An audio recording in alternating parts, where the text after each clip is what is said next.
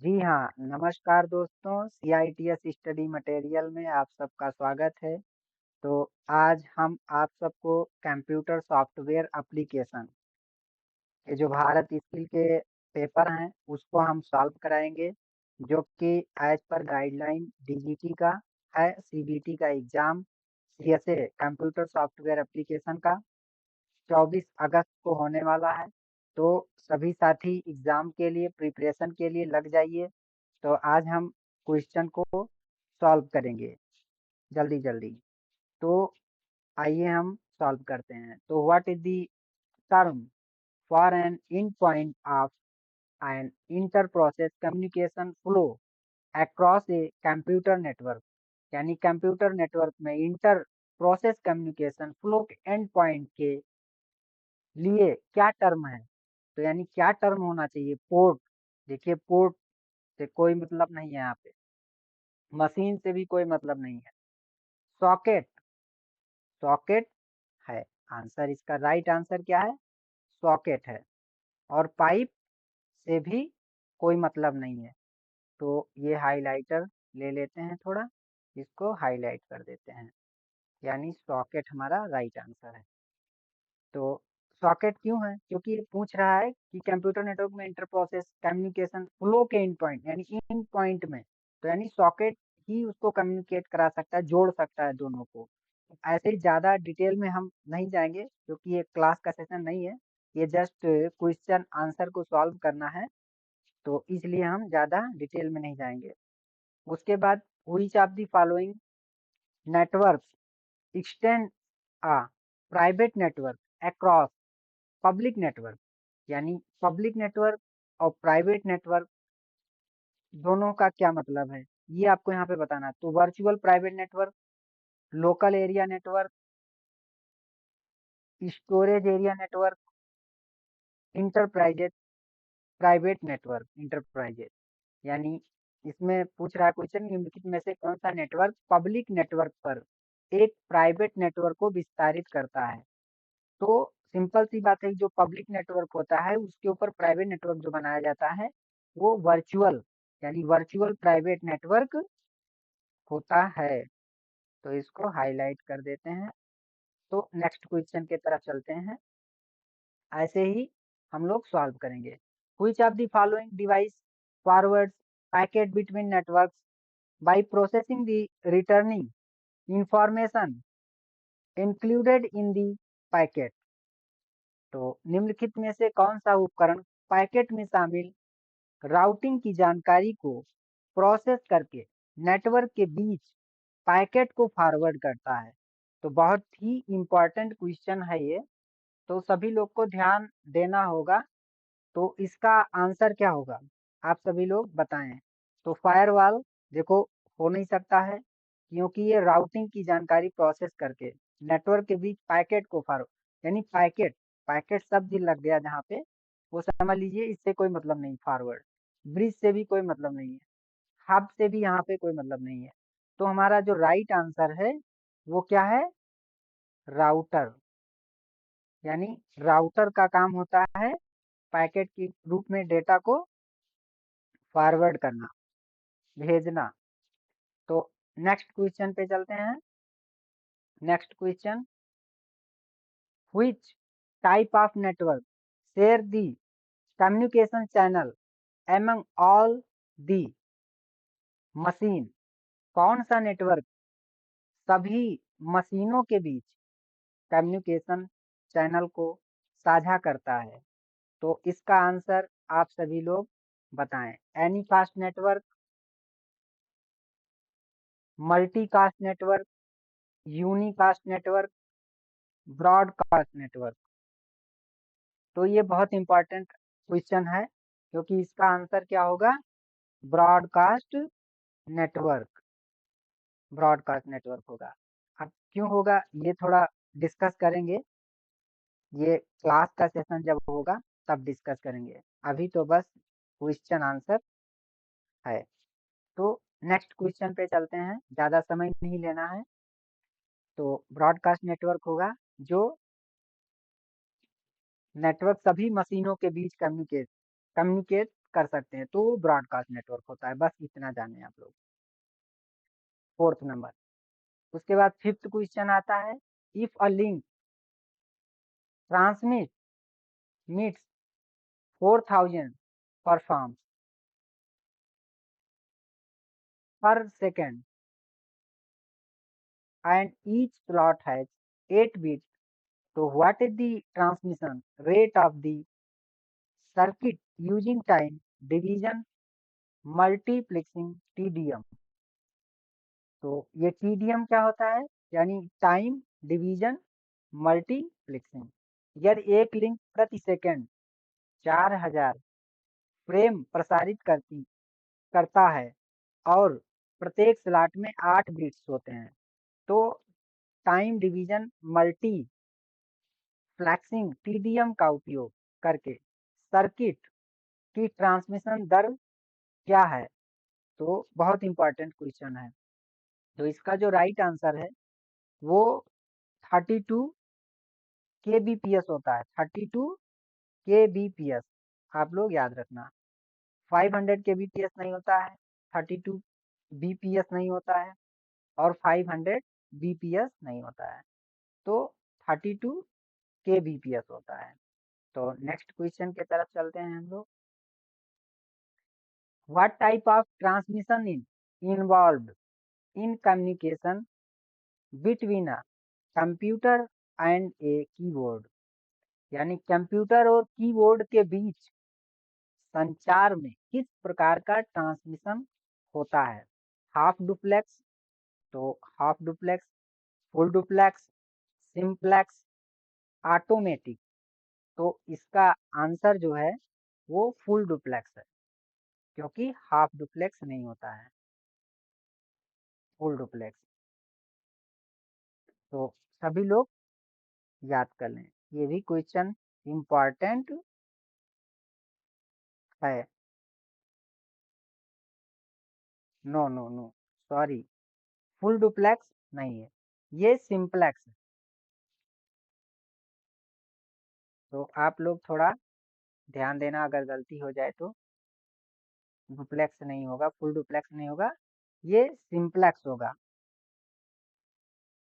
ठीक है, next question पे चलते हैं। ये सिंप्लेक्स है।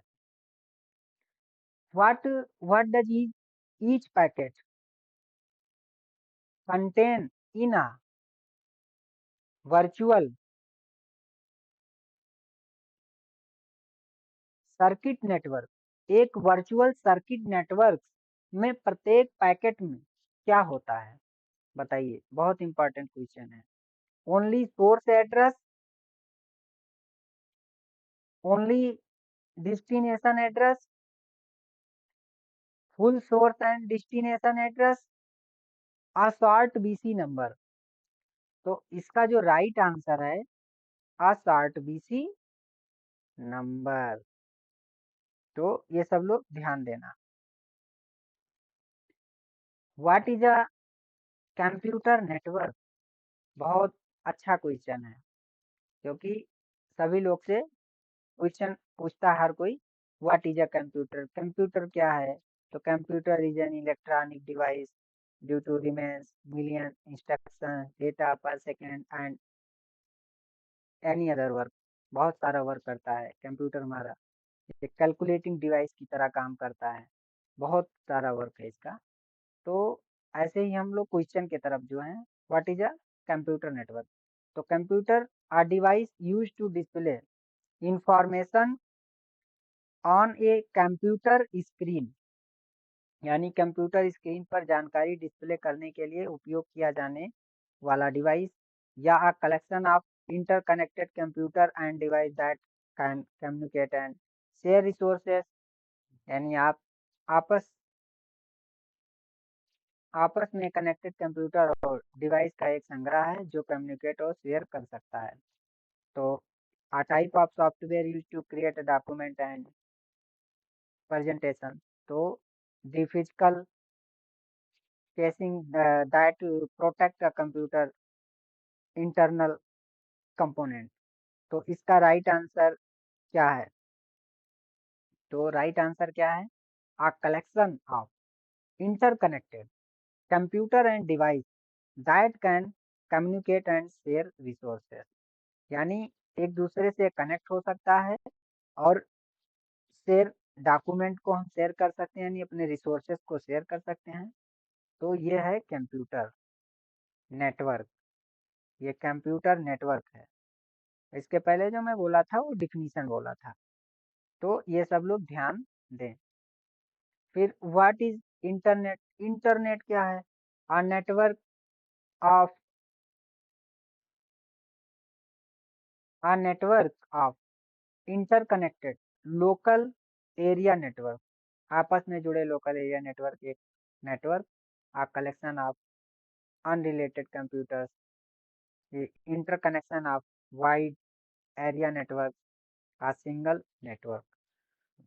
तो राइट आंसर क्या होगा इसका साथी? बताओ सभी लोग कमेंट बॉक्स में।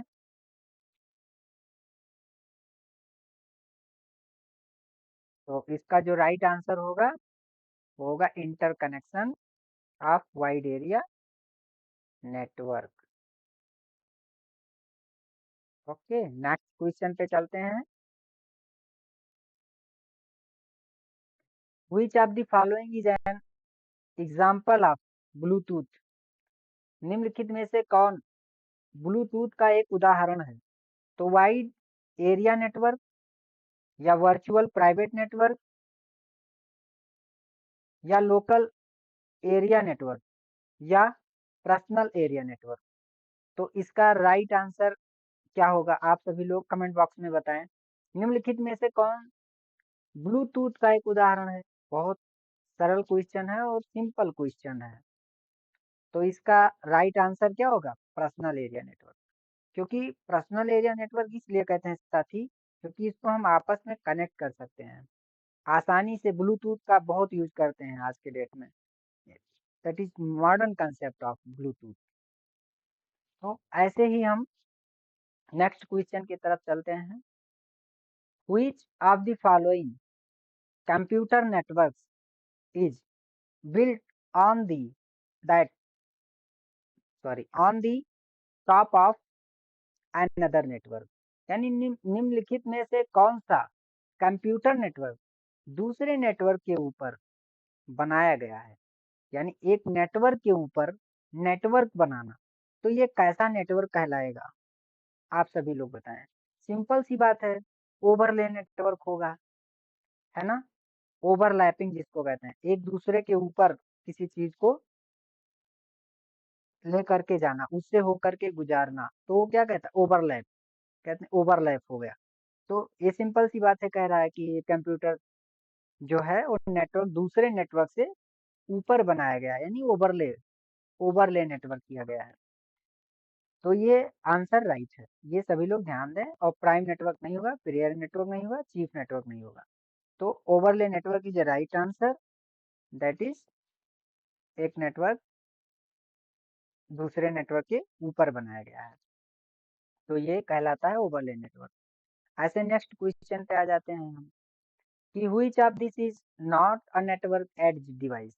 इसमें कौन सा एक नेटवर्क एड्ज डिवाइस नहीं है? इ- इनमें से कौन सा नेटवर्क एड्ज डिवाइस नहीं है? तो नेटवर्क एड्ज डिवाइस, एड्ज क्या होता है ये आप लोगों को सबसे पहले पता होना चाहिए, है ना? PC, switch, smartphone, server.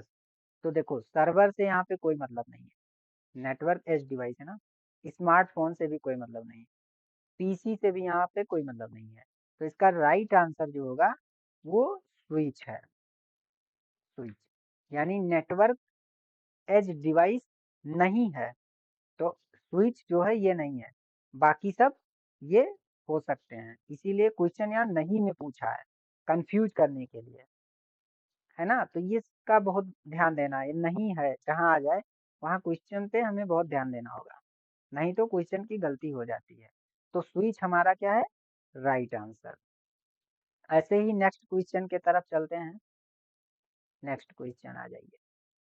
Which topology requires a multi point connection? यानी जो किसी टोपोलॉजी के लिए मल्टी पॉइंट कनेक्शन की आवश्यकता होती है, तो जो मल्टी पॉइंट कनेक्शन होता है वो क्या होता है? मल्टी पॉइंट यानी पॉइंट टू पॉइंट। तो जैसे एक पॉइंट रिंग रिंग तो होता है सर्कल की तरह, तो रिंग से कोई मतलब नहीं बनेगा ना। बस हमें लगता है बस ही इसका राइट आंसर है, क्योंकि जो पॉइंट में होता है ना, एक बिंदु के आगे दूसरा बिंदु, उसके आगे दूसरा बिंदु, तो उसी को कहते हैं मल्टी पॉइंट कनेक्शन। तो ये बस बस की तरह होता है, सीट की तरह, एक सीट के आगे सीट, तो एक बस की तरह होता है।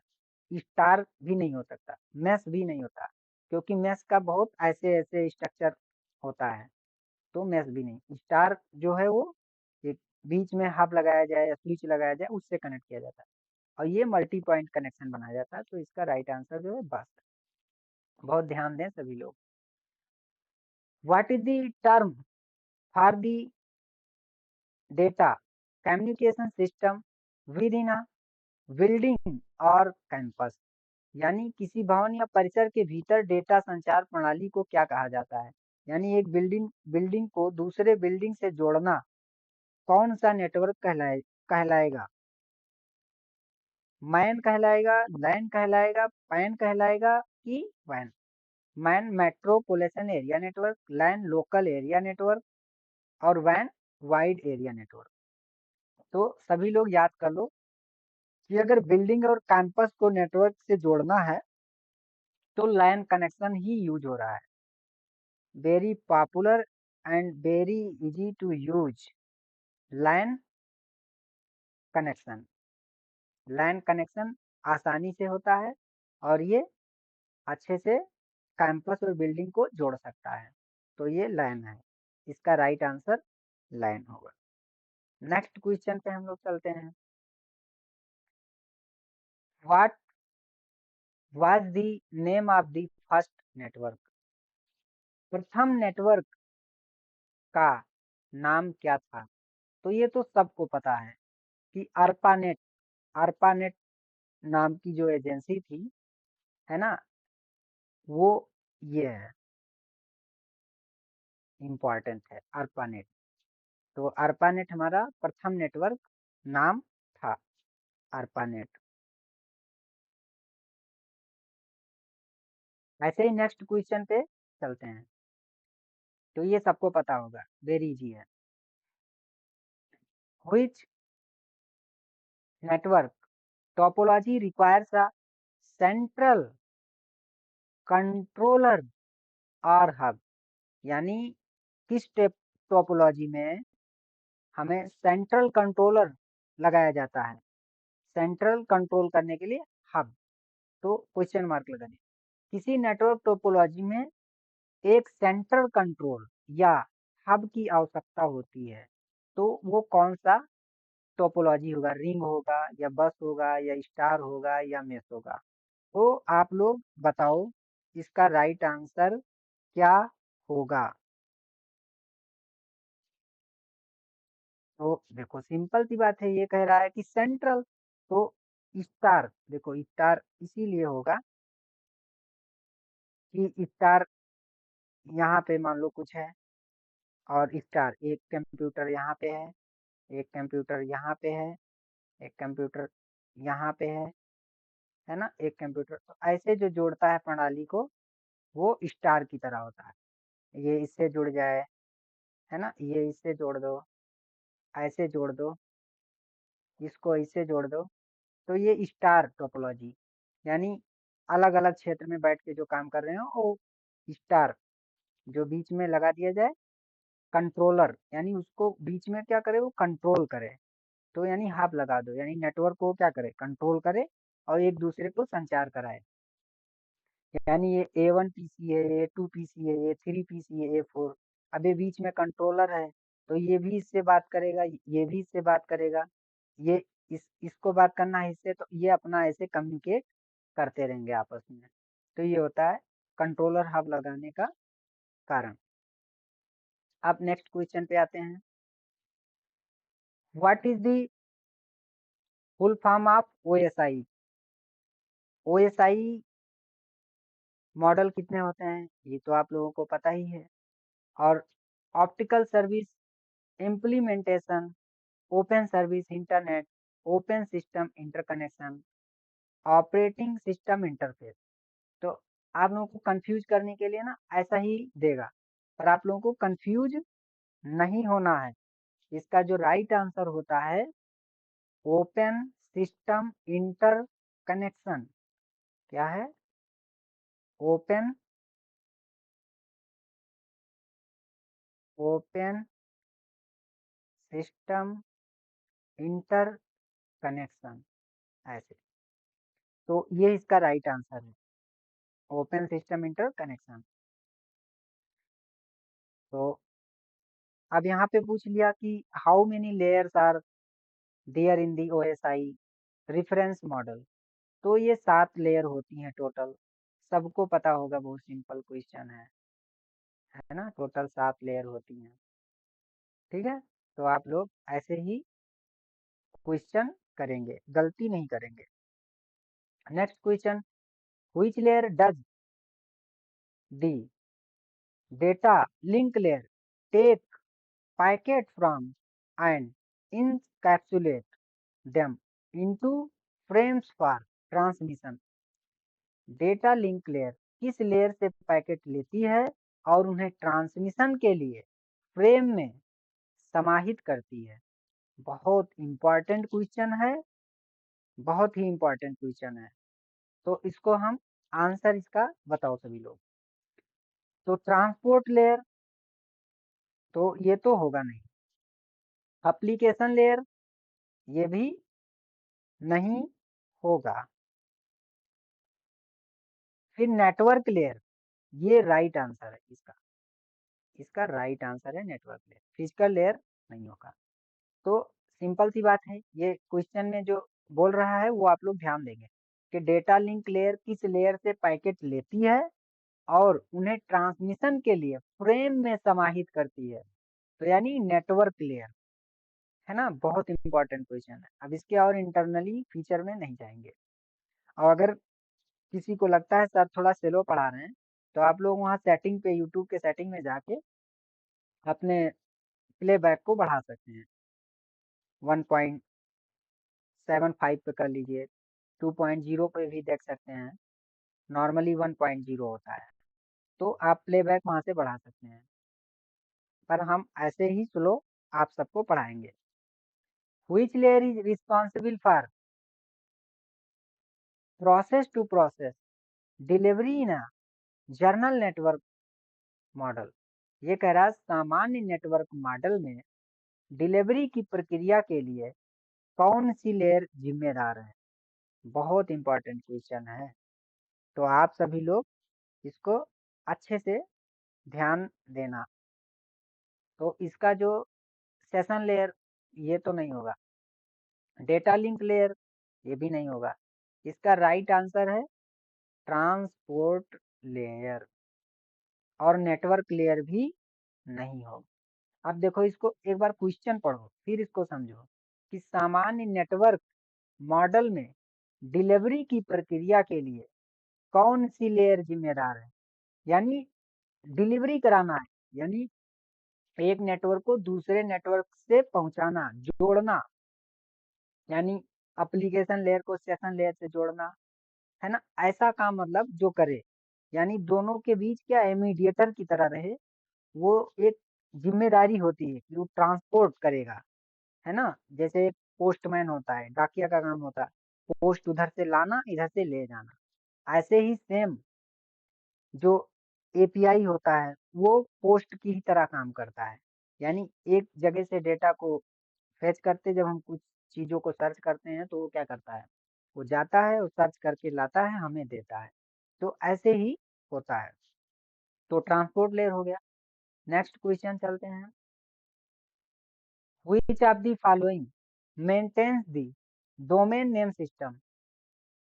निम्नलिखित में से कौन डोमेन नाम प्रणाली का रख रखाव करता है। डोमेन, बहुत इंपॉर्टेंट क्वेश्चन है। अ सिंगल सर्वर नहीं होगा। अ सिंगल कंप्यूटर नहीं होगा। Distributed database system, none of the mentioned. तो इससे कोई मतलब नहीं है। तो इसका जो राइट आंसर है वो है distributed database system. Distributed database system, जैसे डोमेन, डोमेन नेम सिस्टम, जहाँ डोमेन जुड़ गया ना, इसका मतलब वो आपके डेटाबेस को लेकर के रख रखाव करेगा। जब हम कोई वेबसाइट बनाते हैं तो हमें डोमेन लेना पड़ता है, इसीलिए लेते हैं कि वो हमारे डेटा को रखेगा और हमें हमारे यूजर्स को जरूरत पड़े पे वो सर्च करके उसके तक हमारी बात को पहुंचाएगा। ऐसे ही ये होता है, डिस्ट्रीब्यूटेड डेटाबेस सिस्टम ये होता है इसका राइट आंसर। नेक्स्ट क्वेश्चन पे आ जाते हैं।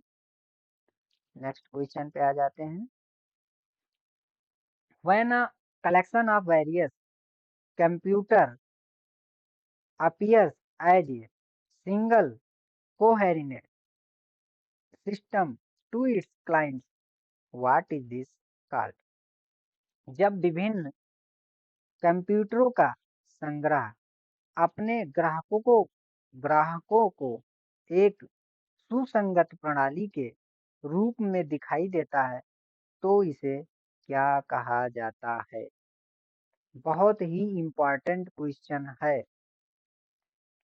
Mail system, networking system, computer network, distributed system.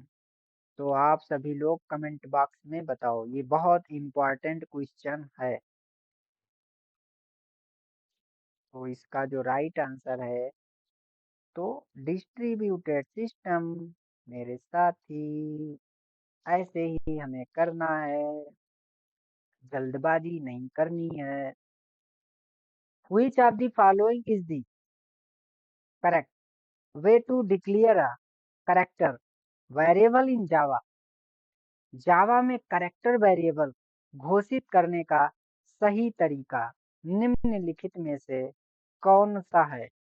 तो यानी कैरेक्टर, कैरेक्टर जो होता है CHAR और CH इक्वल टू, इस तरीके से हम वेरीफाई करते हैं कैरेक्टर को। तो इसका जो राइट आंसर है ये फर्स्ट वन ही है। कैरेक्टर CH ये नहीं होगा और CH ये भी नहीं है और कैरेक्टर CH ये भी नहीं है। तो इसका जो राइट आंसर है हमें याद रखना CHAR होता है। कैरेक्टर वेरिएबल घोषित करने का सही तरीका, डिक्लेयर, कैरेक्टर को डिक्लेयर करने के लिए। अच्छा, वेरिएबल क्या होता है? वेरिएबल का मतलब होता है डेटा को स्टोर करना, है ना, किसी वैल्यू को स्टोर कराना, वो क्या कहलाता है? वेरिएबल। किसी वेरिएबल में स्टोर कराना डेटा को, तो ये होता है वेरिएबल। नेक्स्ट क्वेश्चन पे आ जाते हैं। What is the default value of a Boolean variable in जावा?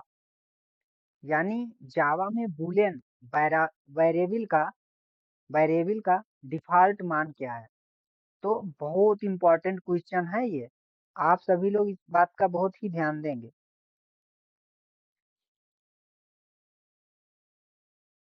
तो जो जावा में बूलियन है, बूलियन फॉल्स कंडीशन के लिए होता है, आप सभी लोग याद रख लीजिए। कहीं भी हो स्टेटमेंट जो होता है ना, इफ कंडीशन का, इफ होता है, इफ एल्स होता है, ऐसे ही बूलियन होता है। तो बूलियन में ये फॉल्स होता है by default. Which of the following is not a valid identifier for a variable in Java? अच्छा, वेरिएबल को निम्नलिखित में से कौन सा जावा में एक वेरिएबल के लिए एक मान्य पहचान करता नहीं है? इसमें हमें बताना है कि कौन एक पहचान करता नहीं है। तो देखो, माई वेरिएबल ये तो है, वन फर्स्ट वेरिएबल और वेरिएबल वन ये भी है और डॉलर वेरिएबल ये भी है।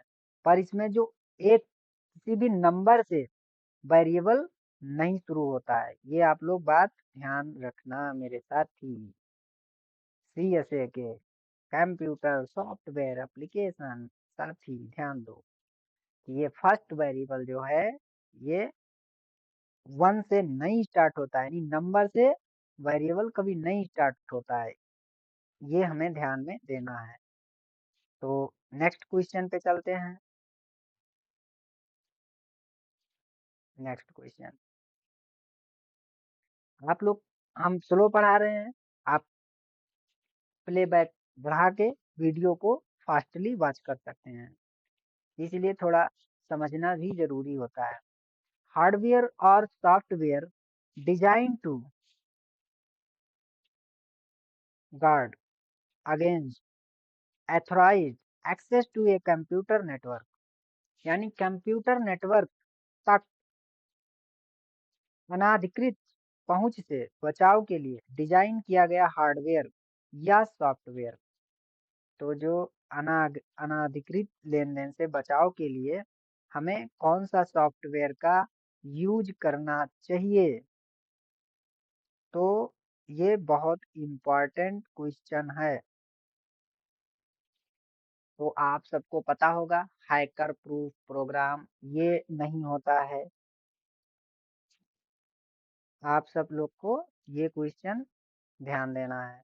तो इसमें फायरवॉल, अनाधिकृत लेन देन से बचाने के लिए हमें अपने आप को क्या करना होगा, अपने सिस्टम में फायरवॉल को रखना होगा। नेक्स्ट क्वेश्चन पे आते हैं, डीएनएस। डीएनएस क्या होता है?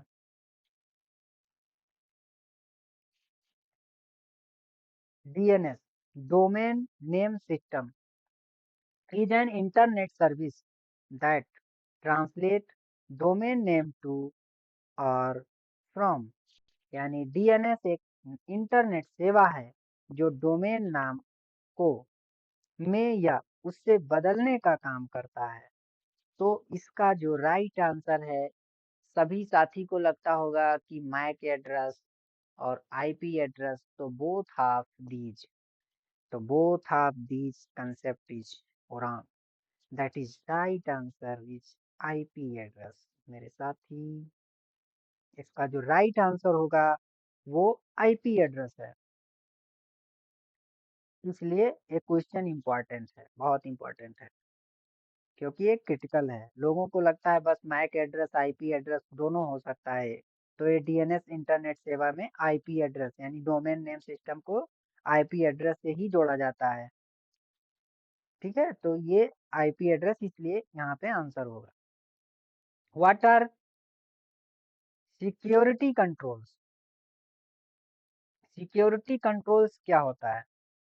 अच्छा, आप सिक्योरिटी को कैसे कंट्रोल करना है, तो control that are initiated to ensure that attacks are unuseful, controls जो यह सुनिश्चित करने के लिए किए जाते हैं कि अटैक असफल है।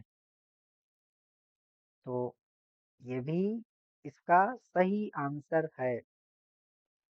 फिर control that are intended to detect and repel attacks, control जिनका प्रयोजन अटैक का पता लगाना और उन्हें टालना है, ये भी सही है। फिर control that are intended to support recovery from problems, यानी कंट्रोल्स जिनका प्रयोजन समस्या से रिकवरी पाना, ये भी सही है। तो इसका साथी जो हमारे राइट आंसर है वो ऑल ऑफ दीज है। तो बहुत ही इम्पोर्टेंट क्वेश्चन है, आप सभी लोग ध्यान दें। फिर कंट्रोल दैट आर इंटेंटेड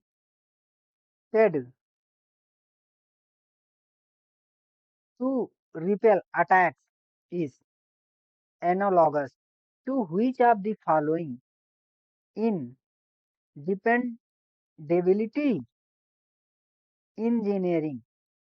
ऐसे कंट्रोल्स जिनका उद्देश्य अटैक को टालना है और डिपेंडेबिलिटी इंजीनियरिंग में निम्नलिखित में से किसके अनुरूप होते हैं? तो इसका राइट आंसर क्या होगा, और ये बहुत इंपॉर्टेंट क्वेश्चन है। तो ये फॉल्ट ओबाइडेंस, ओबाइडेंस, फॉल्ट टॉलरेंस, और फॉल्ट डिटेक्शंस और नन ऑफ दीज। तो इसका जो राइट आंसर होगा वो क्या होगा साथी? फॉल्ट टॉलरेंस होगा। इसका राइट आंसर क्या होगा? फॉल्ट टॉलरेंस, यानी फॉल्ट टॉलरेंस होगा, FAULT। नेक्स्ट क्वेश्चन पे आते हैं। Which is the key exchange algorithm used in cheaper site perimeter? Cheaper site perimeter में उपयोग किए जाने वाला प्रमुख एक्सचेंज एल्गोरिथम कौन सा है? तो बहुत इंपॉर्टेंट क्वेश्चन है। RSA, fixed Diffie Hellman, ephemeral Diffie Hellman की एनी ऑफ दी मेंशन। तो उल्लिखित कोई भी, इसमें ये भी सही है और ये भी सही है, ये भी सही है। तो इसमें एनी ऑफ दी मेंशन यानी उल्लिखित कोई भी हो सकता है, फिक्स नहीं है। RSA भी हो सकता है, फिक्स्ड डिफी-हेलमैन और इफेमरल डिफी-हेलमैन। तो बहुत ही सावधानी से साथी और बहुत ही धैर्यता से हमें क्वेश्चन को देखना है और करना है। नेक्स्ट नेक्स्ट क्वेश्चन की तरफ चलते हैं। 31 question. Which one of the following is not a higher layer SSL protocol? निम्नलिखित में से कौन सी हायर लेयर SSL प्रोटोकॉल नहीं है? Alert protocol, handshake protocol, alarm protocol, change cipher, spec protocol. तो इसका राइट आंसर क्या है मेरे साथी? बताओ कमेंट बॉक्स में। तो इसका जो राइट आंसर है साथी वो है अलार्म प्रोटोकॉल। आप लोग ये क्वेश्चन याद रखना, बहुत इंपॉर्टेंट है। SSL जहाँ लगेगा वो अलार्म प्रोटोकॉल हो जाएगा, ये बात ध्यान देना। फिर which one of the following is not a session state parameter? Master secret, cipher, spec spec peer certificate या सर्वर राइट की? तो इसका जो राइट आंसर होगा वो क्या होगा साथी? आप सभी लोग कमेंट में बताएं। इसका जो राइट आंसर है मेरे साथी वो सर्वर राइट की है। क्या है? सर्वर राइट की है। बहुत इंपॉर्टेंट क्वेश्चन है, बहुत important. Input message in cryptography is called. अच्छा, ये क्रिप्टोग्राफी नाम सुना होगा आप लोगों ने बहुत। ये देखो प्लेन टेक्स्ट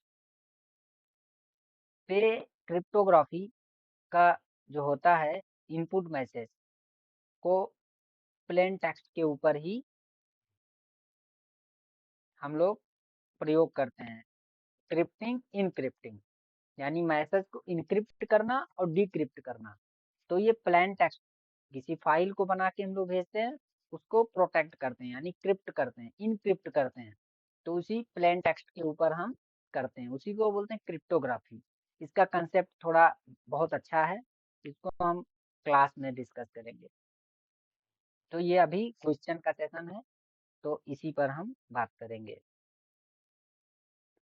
प्लेन टेक्स्ट पे करते हैं, ये याद रखो। फिर आता है कि cryptography is used in transforming message to make them secure and human to. यानी क्रिप्टोग्राफी का प्रयोग मैसेज के सुरक्षित रखने और से अप्रभावित रखने के लिए होता है। चेंजेस यानी परिवर्तन, अटैक्स अटैक, फेलियर मतलब असफलता, नन ऑफ दी इनमें से कोई नहीं। तो इसका राइट आंसर क्या होगा मेरे साथी? आप सभी लोग बताओ। तो इसका राइट आंसर जो होगा वो अटैक, यानी जो अटैक होता है ना, प्लेन टेक्स्ट फाइल बना के भेज देते हैं, आप उसको ओपन करो तो वो अटैक फाइल आ जाती है, वायरस, जिसको वायरस फाइल बोलते हैं। तो अटैकर्स लोग क्या करते हैं, अटैक करते हैं, भेजते हैं वायरस को। www स्टैंड फॉर, तो इसका आंसर तो सबको पता होगा, world wide web, world wide web. तो सभी लोग इस क्वेश्चन को तो बहुत आसानी से कर लेंगे, तो इसका world wide web right answer है, तो इस पर ज्यादा नहीं बोलने को। उसके बाद नेक्स्ट क्वेश्चन आता है 36 नंबर पे आ जाइए। In the handshake protocol action, which is the last step of the phase 2 server authentication and key exchange, यानी हैंड एक्स प्रोटोकॉल क्रिया में फेज 2 सर्वर ऑथेंटिकेशन और की एक्सचेंज में आखिरी चरण कौन सा है? तो इसमें सर्वर डन, इसका राइट आंसर हम बता दें, सर्वर डन है। और सर्वर की एक्सचेंज से कोई मतलब नहीं, सर्टिफिकेट रिक्वेस्ट से भी कोई मतलब नहीं, सर्टिफिकेट वेरीफाई से भी कोई मतलब नहीं। सर्वर डन जो सेकंड फेज का होता है ऑथेंटिकेशन, वो यानी सर्वर को वेरीफाई करने के लिए होता है, जिसको हम टू स्टेप वेरिफिकेशन भी बोलते हैं। उसी को सर्वर ऑथेंटिकेशन एंड की एक्सचेंज भी बोलते हैं इसके भाषा में। तो आप सभी लोग इस बात का बहुत ही ध्यान दें। DHCP and UDP port for dash for sending data to the server, server को डाटा भेजने के लिए DHCP UDP पोर्ट डैश का प्रयोग करता है। तो कौन सा पोर्ट का प्रयोग करता है, DHCP और UDP? तो इसका प्रयोग ये पोर्ट करता है 67 यानी 67 पोर्ट नंबर है, वो काम करता है। 37 आंसर, 37 का जो आंसर है वो 67 यानी 67 इसका आंसर होगा, पोर्ट नंबर। और नेक्स्ट क्वेश्चन पे चलते हैं। What does DHCP server can provide for the IP address, IP address के लिए DHCP सर्वर क्या प्रदान कर सकता है? तो बहुत इंपॉर्टेंट क्वेश्चन है। Dynamic allocation, automatic allocation, static allocation, all of these. तो इसका जो राइट आंसर है वो ऑल ऑफ दीज है, ऑल ऑफ दीज है। डायनामिक पता ही है, ऑटोमेटिक पता ही है, स्टैटिक। अच्छा, डायनामिक स्टैटिक क्या होता है? ये दोनों में बहुत डिफरेंस होता है। कहते नहीं आपका परमानेंट एड्रेस क्या है और डायनामिक एड्रेस क्या है, यानी जो आप कहीं बाहर चले गए, आपका जो एड्रेस है, जो आपका आधार एड्रेस है, वो आपका स्टैटिक एड्रेस है। और डायनामिक, मान लो आप यूपी के हो, आंध्रा चले गए, वहां पे अपना चेंज किया एड्रेस, तो वो डायनामिक एड्रेस होगा। ऐसे ही सर्वर पे भी एड्रेस डायनामिकली चेंज होते रहते हैं और ऑटोमेटिकली एलोकेट करते हैं, और ये प्रक्रिया सर्वर पे होता रहता है। तभी तो हमारा हर बार OTP चेंज हो जाता है, हमें की बनाना पड़ता है, तो ये सब लोग आप सबको पता होगा। एक्सेस की चेंज हो जाता है, कि सर्वर उसको क्या करता है, चेंज करता रहता है, कि जिससे यूजर का डेटा कोई हैक ना कर पाए। तो नेक्स्ट क्वेश्चन पे आते हैं।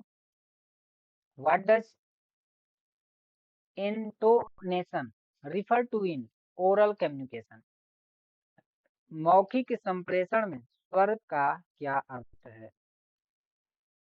तो वॉल्यूम कंट्रोल, ध्वनि नियंत्रण, आवाज की पिच भिन्नता, स्पीकिंग स्पीड, क्लियर प्रोनाउंसिएशन, स्पष्ट उच्चारण।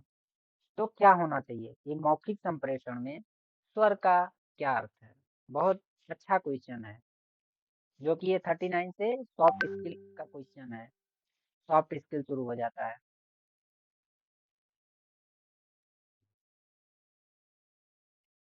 तो ये वॉइस पिच वेरिएशन है, आवाज की पिच भिन्नता। यानी मौखिक संप्रेषण में आवाज का बहुत महत्व होता है। यानी वो कैसा स्वर है, अच्छा है, वो तो सबका अच्छा होता है। तो हमें आवाज पिच की भिन्नता स्वर से पता चलती है, किसका स्वर क्या है मौखिक संप्रेषण में, बातचीत करते समय। फिर next question, which of the following best describe the purpose of voice modulation in speech? भाषण में आवाज का उतार चढ़ाव का उद्देश्य क्या है? टू मेंटेन अ मोनोटोन, एक स्वर बनाए रखना। To vary pitch and tone, pitch और स्वर को बदलना। टू इंक्रीज स्पीकिंग स्पीड, बोलने की गति बढ़ाना। या टू रिड्यूस प्यूस, यानी विरामों को कम करना। तो इसका राइट आंसर क्या होगा मेरे साथी? तो बताओ, राइट आंसर इसका होगा to vary pitch and tone, pitch और स्वर को बदलना। नेक्स्ट क्वेश्चन पे आ जाते हैं। What is a common interpretation of crossed arm in non verbal communication? अच्छा, कम्युनिकेशन भी दो टाइप के होते हैं, वर्बल और नॉन वर्बल, यानी मौखिक संप्रेषण और गैर मौखिक। तो इसको आप लोग समझो। ओपिनियन, ओपी ओपननेंस यानी खुलापन। डिफेंसिवनेस यानी रक्षा की मांग। हैप्पीनेस मतलब खुशी। कंफ्यूजन माने भ्रम। तो इसका जो राइट आंसर होगा वो क्या होगा? देखो, गैर मौखिक संप्रेषण में क्रॉस्ड आर्म का सामान्य अर्थ है कि डिफेंसिव, डिफेंसिवनेस, रक्षा की भावना। नेक्स्ट क्वेश्चन पे आ जाते हैं। Which non verbal clue might indicate someone is not interested in a conversation? यानी कौन सा गैर मौखिक संकेत या इंगित करता है कि कोई व्यक्ति बातचीत में रुचि नहीं रखता है? तो ये बहुत इंपॉर्टेंट है, इसको हमें क्वेश्चन को देखना होगा। जैसे नोडिंग फ्रीक्वेंटली, बार बार सिर हिलाना, है ना, मेंटेनिंग आई कांटेक्ट, आंखों का संपर्क बनाए रखना। लुकिंग अराउंड द रूम, कमरे के चारों ओर देखना। स्माइलिंग ऑफन, अक्सर मुस्कुराना। तो जो गैर मौखिक संकेत होते हैं वो क्या होता है? रुचि नहीं रखता है। तो इसका जो राइट आंसर होगा वो इधर उधर देखेगा, कमरे के चारों तरफ, है ना। अगर कोई हम गैर मौखिक संकेत है कि बातचीत कर रहे हैं, तो उसमें ये क्या है, बार बार सिर हिलाना, इसका मतलब वो समझ गए, ये बताएगा। आंखों का संपर्क बनाए रखना, यानी जब हम किसी से बातचीत कर रहे हो तो वहां पे रुचि वो नहीं रखता है ना। तो इसका जो राइट आंसर होगा, रुचि नहीं रख सकता है। तो जब वो कमरे के चारों ओर देखता है तो समझो रुचि नहीं रख रहा है। तो उसे हमें अन्वेषक को पहचान जाना चाहिए था कि हमारे अब स्टूडेंट इसमें मन नहीं लग रहा है, तो ये रुचि नहीं रख रहे हैं। यहाँ पे गैर मौखिक संकेत की बात की गई है। तो ये नॉन वर्बल क्लू है, उसका एक नमूना है। तो ये आप सब लोग देख सकते हैं, बहुत इंपॉर्टेंट क्वेश्चन है। नेक्स्ट क्वेश्चन पे आ जाते हैं कि which of the following is an example of ये स्ट्रेंथ। निम्नलिखित में से कौन सा ताकत का उदाहरण है? तो प्रोक्रेस्टिनेशन, टाल मटोल, पंचुअलिटी, समय का पाबंदी, इंडिसेसिवनेस, अनिर्णय, और लेजीनेस माने आलस्य। तो इसका जो राइट आंसर होगा वो क्या होगा? पंचुअलिटी, यानी समय का पाबंदी होना चाहिए। बिना समय का पाबंदी वाला व्यक्ति कुछ नहीं कर सकता है, तो इसलिए समय का पाबंदी होना चाहिए। नेक्स्ट क्वेश्चन आता है, what is the main purpose of identifying one's strength and weakness. अपनी ताकत और कमजोरियों की पहचान करने का मुख्य उद्देश्य क्या है? तो बहुत अच्छा क्वेश्चन है। टू अवॉइड सेल्फ इम्प्रूवमेंट, आत्म सुधार से बचने के लिए। टू गेन सेल्फ अवेयरनेस, आत्म जागरूकता प्राप्त करने के लिए। टू इम्प्रेस अदर्स, दूसरों को प्रभावित करने के लिए। तो देखो, अपनी ताकत और कमजोरी, तो आत्म सुधार से बचने के लिए, ये तो गलत ही है। टू गेन सेल्फ अवेयर यानी आत्म जागरूकता प्राप्त करने के लिए, तो इसका जो राइट आंसर है तो यही है, टू गेन सेल्फ अवेयरनेस यानी आत्म जागरूकता। और इसका फोर्थ वन है टू इग्नोर फीडबैक, प्रतिक्रिया को नजरअंदाज करने के लिए। तो ये नहीं होगा, ये हो ही नहीं सकता है। दूसरों को प्रभावित करने के लिए वो अपनी ताकत कमजोरी से कोई मतलब नहीं है ना। अपनी ताकत दिखाना है तो आत्म जागरूकता प्राप्त करने के लिए अवेयर होगा। Next, what is an what is a sign of positive attitude, यानी सकारात्मक दृष्टिकोण का संकेत क्या है? एक सकारात्मक व्यक्ति है, उसका पॉजिटिव एटीट्यूड है, तो उसका क्या सकारात्मक दृष्टिकोण है, उसके क्या संकेत हो सकते हैं? तो ये हमें पहचानना होगा। तो इसमें बताया गया है कि कंप्लेनिंग ऑफ एन यानी अक्सर शिकायत करना, ये तो सकारात्मक गुण नहीं हो सकते। स्माइलिंग फ्रीक्वेंटली, बार बार मुस्कुराना, ये लग रहा है कि हो सकता है। और फॉर प्रो वार्निंग कॉन्स्टेंटली, यानी लगातार भौहें चढ़ाना, बार बार किसी के ऊपर तिरछा देखना, है ना। सिटीजनिंग अदर यानी दूसरों की आलोचना करना, तो ये भी नहीं होगा मेरे समझ से। लगातार भौहें ये भी नहीं करेगा, ये सकारात्मक व्यक्ति एक पॉजिटिव पर्सन है, तो वो चीजें नहीं सोचेगा। स्माइलिंग, हाँ अगर वो सकारात्मक है तो स्माइलिंग करता रहेगा, बातचीत करते वक्त या कहीं भी जाते वक्त वो अपने एक अच्छी विचारधारा में रहेगा। तो एक सकारात्मक दृष्टिकोण का एक पहचान है। नेक्स्ट क्वेश्चन पे चलते हैं साथी। Which of the following best describe motivation. निम्नलिखित में से कौन सा प्रेरणा का सबसे अच्छा वर्णन करता है? यानी प्रेरणा का कौन सा सबसे अच्छा वर्णन करता है?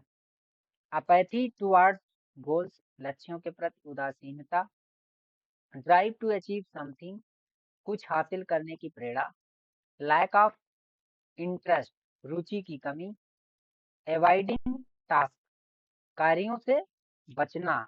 तो इसका राइट आंसर क्या होगा मेरे साथी?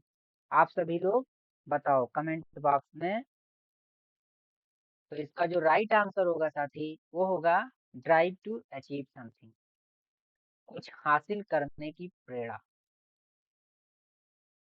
उस व्यक्ति को अपने मन में लानी होगी कि हमें कुछ करना है, अपना विजन को लेकर के वो काम करेगा, तभी वो कुछ हासिल करने की प्रेरणा उसके अंदर जगेगी। वो ये अच्छा वर्णन करता है प्रेरणा का। यानी which colour is generally considered appropriate for a job interview. नौकरी के साक्षात्कार के लिए आमतौर तौर पर कौन सा रंग उपयुक्त माना जाता है? जब आप नौकरी साक्षात्कार के लिए कहीं जाते हैं तो आपका कौन सा कलर का पोशाक होना चाहिए? यानी ब्राइट रेड नहीं होना चाहिए, न्यून ग्रीन नहीं होना चाहिए, डार्क ब्लू होना चाहिए। ठीक है, डार्क ब्लू होना चाहिए। ये इसका राइट आंसर है। शाइनी गोल्ड से नहीं मतलब है। ठीक है, तो डार्क ब्लू होता है। What is the importance of good dressing manners in professional setting? यानी